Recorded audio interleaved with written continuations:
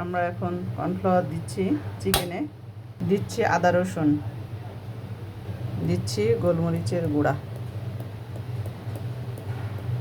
দিচ্ছি স্বাদ মতো লবণ, একটু হলুদ, একটু মরিচের গুঁড়া, গুলাকে একসাথে মিক্সড করে নিচ্ছি। তেল দিয়ে দিচ্ছি এবং মাংসগুলোকে একটা একটা করে ছেড়তে হবে, তবে চিংড়ি চিংড়ি করে দিতে হবে না তো মশলাটা। আমরা কাজু বাদামটাকে হালকা বাদামি কালার ভেজে নেব।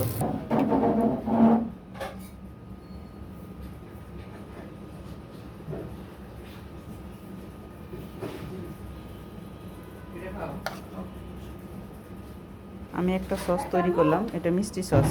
গাইস, আমি বানাচ্ছি ক্যাশনাট সালাদ। তো ক্যাশনাট সালাদের জন্য আমি নিয়েছি টমেটো, শসা, গাজর, ক্যাপসিকাম, এটা লাল হলুদ মিক্স ক্যাপসিকাম। এটা মুরগির মাংসটাকে ফ্রাই করে ভেজে নিয়েছি। আর এই যে আমাদের ক্যাশনাট, আর হচ্ছে এটা চিংড়ি মাছ, সাথে সস, এটা টমেটো সস, এটা মিষ্টি টমেটো সস। সব উপকরণগুলো একসাথে মিক্সড করে নেব। এখন আমরা সব উপকরণ একসাথে মিক্সড করে নিচ্ছি। ক্যাপসিকাম, ক্যাশনাট আমি এখন অর্ধেক দিয়ে দিচ্ছি, অর্ধেক দেওয়ার পরে চিংড়ি দিয়ে ফেলছি। এখন হচ্ছে চিংড়ি। এখন আমরা সসটা দিয়ে দিচ্ছি, যে রেডি করে রেখেছিলাম যে সসটা, তারপরে মাখাই নেব। মাখাও।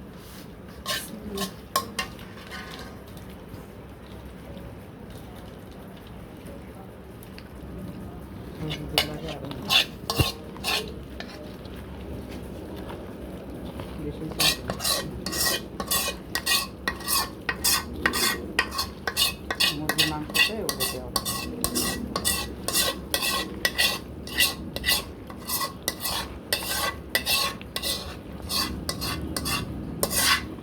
বেশি ঝাঁপায় না, বেশি ঝাঁপায় না।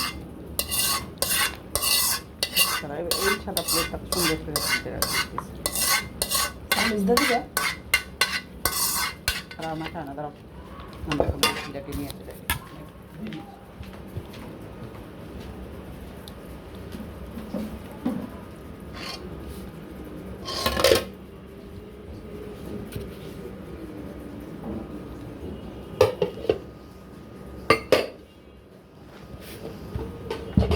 এই সসটা খালা এনে দিলাম ওইটা মিষ্টি সস কিছু এটা দিয়ে না, পরে ওটা নষ্ট হয়ে যাবে সসটা। এটা কি এনে দিলাম? থাক, এটা দিতে হবে না, কিছু দিতে হবে না, এমনি খাই না।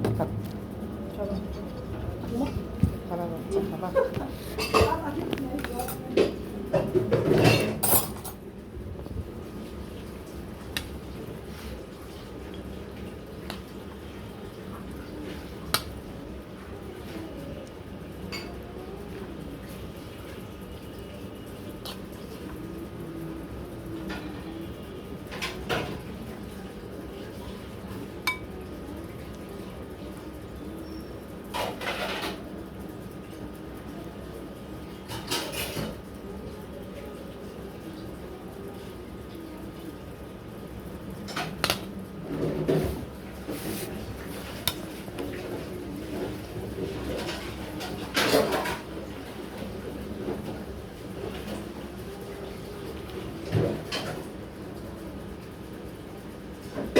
মাছ যখন বেশি খাই।